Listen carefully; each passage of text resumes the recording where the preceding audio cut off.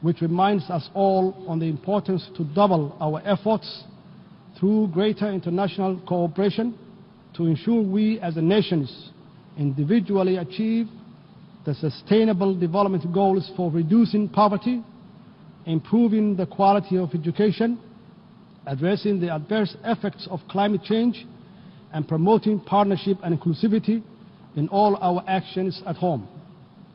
Partnership in all their forms are a must if we are to overcome the greatest common challenges of our time, including security, poverty, climate change, and sustainability.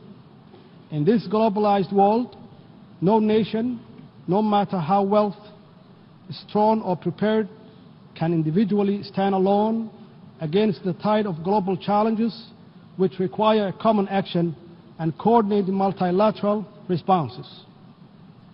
We must strive to create the condition for individual fulfillment and common prosperity in line with the vision of sustainable development goals. I'm grateful to be here with our valuable partners, of whom many are represented in this great assembly today, for the constructive role they are playing in Somalia's successful journey to full recovery from a very difficult past. We are also grateful for the role of the United Nations has and continue to play in Somalia's development journey on the ground. We are committed to working with the United Nations to advance our inclusive national development agenda. Indeed, Somalia is a great example of the importance and success of the international multilateral system, as it has been benefited from the support of both the United Nations and its member states bilaterally. Somalia's road to recovery, led by its resilient people and government, has come a very long way, and yet we cannot be blind or remain silent on the discontent with the rise in inequality, poverty, and division caused by unfair globalization, which has become dominant in the world today. Without doubt, inclusivity in all its manifestations must come to the fore if we are to succeed in galvanizing multilateral efforts for global security, poverty eradication, quality of education, and climate action alongside the other development priorities. Mr. President, Somalia is also playing a key role in the Horn of Africa's socio-economic development, and we are confident that the cooperation between the Horn of African countries will enhance economic development, political stability, social, cultural connectivity, and most importantly, security cooperation among the countries in the region. Horn of Africa region offers unrivaled opportunities for economic development and growth for its people if we can further strengthen the political, social, and economic ties between our countries and our global partners. Horn of African states are not alone in working together towards a better future for their countries and people, because we have many friends who are supporting us all along the way for the interest of peace and security in the wider world, and we thank them. While Somalia promotes economic integration in the region and encourages its business community to invest in countries in East Africa and beyond, Somali communities continue to invest in the Republic of Kenya, which indeed contributes to the growth and economic prosperity. Somalia and Kenya are neighbors on the Indian Ocean coast of East Africa who enjoy peaceful and friendly relations. We owe much to Kenya for their steadfast support for Somali's people over the years. While our overall relations are excellent, our maritime boundaries has never been delimited and is the subject of disagreement between our two sister states. Bilateral negotiations did not achieve an agreement in the past. In order to obtain peaceful and equitable settlement in 2014 and in conformity with international law, Somalia instituted proceedings before the International Court of Justice, the highest legal authority of the United Nations. We are very pleased that the court found that it had jurisdiction to resolve the dispute and that it scheduled final hearing on the merit of the case for the first week of November this year. Somalia, as a member of the United Nations and a party to the statute of the court, is committed to seeing this judicial settlement process through to its end.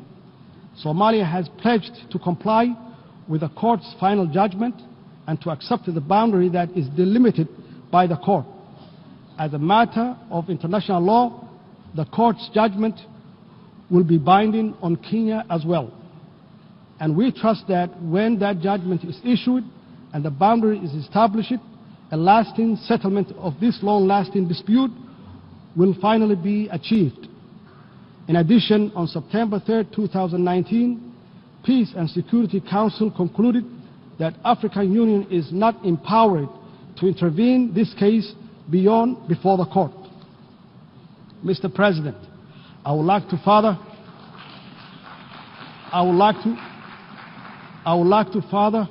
report that at the margin of the 74th United Nations General Assembly in New York, and exactly on Tuesday night, September 24, 2019, President al-Sisi of Egypt, who is also the current chairman of the African Union, convened and chaired a meeting between me and the President Uhuru of Kenya, the meeting which was very fruitful. We agreed to restore our good brotherly relationship, strengthening the diplomatic and political cooperation. We further agreed to leave the maritime dispute between the two countries to be resolved by the International Court of Justice. Somalia is committed to maintain good relationship with Kenya. Mr. President, the Somali government is strongly committed to its ambition and enabling peace building and state building agenda, and we are making clear strides toward achieving inclusive politics, strengthening democracy, and constructing the very rights-based national institutions that are the pillars of strong societies. I am proud to report that we have held successful regional elections in some federal member states in the build-up to the planning national parliamentary and presidential election in 2021, and we are determined to facilitate the success of this process through an inclusive electoral bill, which voter registrations and better public awareness of the importance of inclusive politics and national progress. From all this, it's clear that Somalia is a historical example of reform, resilience, and people-driven progress and recovery. Today, our national discussions focuses on how to deliver inclusive politics, public services, financial and economic reforms, growing the economy, good governance, advancing regional cooperation, and how to finally defeat the threat of Al-Shabaab terrorism organizations with our valuable partners at home and abroad. Security has been our government's focus and greatest public expenditure since taking office, because everything else, including poverty eradication, quality education, climate action, depends on it. We, alongside our international partners, are working tirelessly to rid the last pocket of violent extremism and their terrorist activities from Somalia. This task is by no means easy because of the violent, cowardly, and opportunistic guerrilla tactics Al-Shabaab terrorist uses, including bombing innocent civilians and private businesses. However, with our holistic strategy of de-radicalization, successful military offensives, the recovery of territory from Al-Shabaab, and the strengthening of Somali National Army and security capabilities, we are confident that our joint efforts with AMISOM and other international partners will bear fruit for Somalia, its people, and for the region and the global stability. We are building a well-trained armed force and right-based security and accountable institutions to take over the responsibility of securing Somalia. Our government, in partnership with AMISOM and other key international supporters, is working hard to achieve this through transition plan in line with the national security architecture. In this regard, I wanted to thank the brave Somali security force, men and women, all the troop contributing countries of African Union, with AMISOM and all our international partners that support the security operations in different and important ways. By no means are these comprehensive reforms easy, but with commitment and absolute determination, we have biometrically registered all the Somali National Army, and the human resources audit of the wider security sector in its entirety will be completed shortly.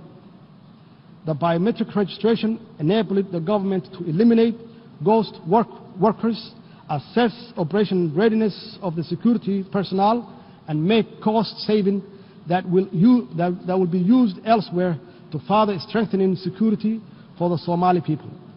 I'm convinced Somalia's successful security sector reforms will provide us with the best possible security apparatuses to safeguard the well-being and the progress of Somali people.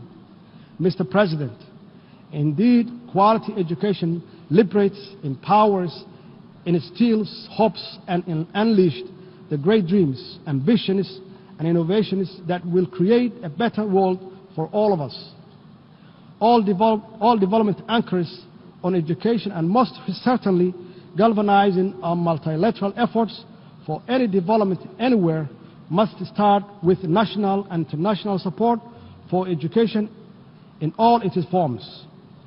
In Somalia, a key symbol of our national recovery has been the enormous expansion of education provision across the public and private sector in all stages of learning. We fully understand the need to encourage, support, and build on the existing public-private partnership model of education delivery with a strong oversight by the federal government. Despite our difficult past, today the design and delivery of quality education and its governance and delivery framework is the most crucial education objectives we set as a government. This is critical for our young generation to catch up and even perhaps leapfrog in order to compete in a globalizing economy and benefit from and contribute to achieving the Sustainable Development Goals by 2030. Given the importance of quality education to Somalia's peace building and state building processes, as well as its overall development, our government has embarked on an ambitious reform program which aims to expand access to education for our children, adolescents and youth, including those from marginalized communities, the disabled, and girls and women. We are focused very clearly on improving the quality of learning outcomes, especially at early grade levels for all learners. We are also committed to increasing enrollment rates, ensuring the market relevance of learning opportunities to sustainably grow the economy in creating much-needed jobs and injecting further confidence in our people and country's prosperity and prospects. On the practical note, the Somali government is in the process of developing an inclusive and relevant national curriculum alongside rehabilitating all public schools while working hard to establish technical vocational schools and invest in the next generation of teachers and leaders in our schools. For the 5th year in a row, Somalia held the national exam successfully, and most of our students, including those that had disabilities such as blindness, participated and succeeded. We are proud of them.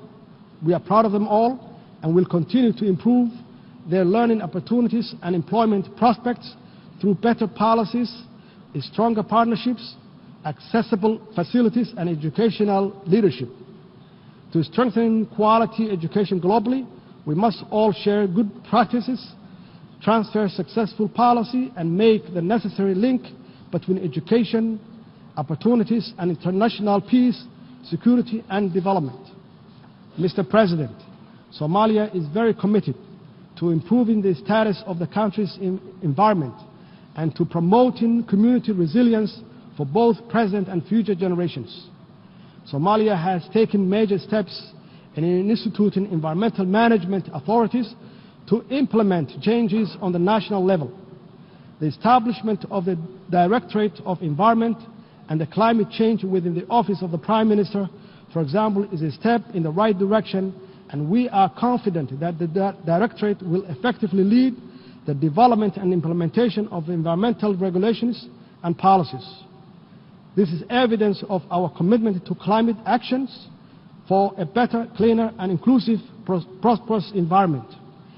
Indeed, climate change threatens to increase the frequency and severity of environmental impacts, and Somalia and the country with a long-standing coastline in continental Africa is already experiencing the effects of rising sea levels and rising average temperature that's exacerbated by the effects of degraded land and deforestation. The 2017 drought in Somalia had significant impact on the environment, economy, and natural resources sector, with ecosystem losses. The damage is estimated at an equivalent of more than $600 million. The loss in productivity of the natural capital indicates difficult times ahead of the livestock-based Somali economy, more so because as much as 93% of pastoral resources have been decimated and destroyed in some regions of the country. This has directly and indirectly affected the livelihood of the 6.2 million persons, about 60% of population, who depend on the pastoralism. Due to this vulnerability, Somalia's economy could take much longer to recover, given that it's continued to suffer the repetitive occurrences of climate-related hazards. The drivers of vulnerability and fragility in Somalia are complex and therefore requires comprehensive and long-term solutions for integrating sustainable natural resource management and a global environment agenda in Somalia's recovery and national development plan. The lesson from our experience is that climate change or climate action is urgently needed to reverse the catastrophic environmental damage which pose an existential threat to our collective future. Mr. President, let me assure you that my government is fully committed to the outcome of Paris Agreement and equally other multilateral environmental agreements which protect our planet and safeguard the future for all. In this regard, we strongly urge the full implementation and enforcement of United Nations Security Council Resolution 751, which requires all member states to take all necessary measures to prevent the direct and indirect import and export of charcoal from Somalia. This will not only save the environment but deny the international terrorists as a source of terror financing, which they depend on to hurt the innocent and most vulnerable people in our society. Mr. President, poverty is one of the greatest pain a human, a people, a nation can suffer. The government of Somalia is working hard with its people to build a more sustainable future free from poverty with strong social protections. Today we are on the verge of completing an inclusive 9th National Development Plan, which will guide the national strategic policy and framework for eradicating poverty in Somalia. The process of conducting the National Development Plan was inclusive, participatory, and it promotes accountability, transparency, and common responsibility for future implementation. Our approach to eradicating poverty is to create economic opportunity for our people, and to do this, we are engaged in ambitious and successful fiscal and economic reform programs guided by International Monetary Fund, the Staff Monetary Program, to achieve debt cancellation by early next year through the High Indebted Poor Countries Initiative, HIBIC. According to the IMF, our performance to date has been strong, and we have achieved much in a short space of time. We continue to raise domestic revenue, improve national budgeting processes, make our financial system more secure and transparent, while instilling fiscal discipline in our national operations. We are working closely, both bilaterally and multilaterally, with all our key partners and stakeholders, including the Somali people and the international financial institutions, to secure debt cancellation for Somalia. Achieving this will allow Somalia to get access to valuable and much-needed concessionary resources that will complement our national domestic revenue mobilization to cover the cost of eradicating poverty, improving public services, including quality education and security, and taking effective actions to safeguard our future against the scourge of climate change. Alongside economic and fiscal reforms, our government has championed a zero-tolerance approach of corruption so that every dollar is spent on the public goods. If we are to eradicate poverty, we cannot afford to lose a cent to corruption. Accordingly, we must always ensure value for money in public expenditure and tackle corruption head-on. This is why I signed the historic anti-corruption bill last week, and my government is determined to deliver on its content for the people of Somalia. Mr. President, let me conclude by reiterating Somalia's strong support for galvanizing multilateral effort for poverty eradication, quality education, climate action in all its forms. In this globalized age of uncertainty, common threats and opportunities, we must all be in this together to achieve common progress and inclusive prosperity. Our global journey to sustainable development may be long, but every step we take together will be rewarded with a stronger society, a more equitable and connected world, and a community of nations is strengthening and empowering through this collaboration. I thank you, Mr. President, and I thank you all in this assembly.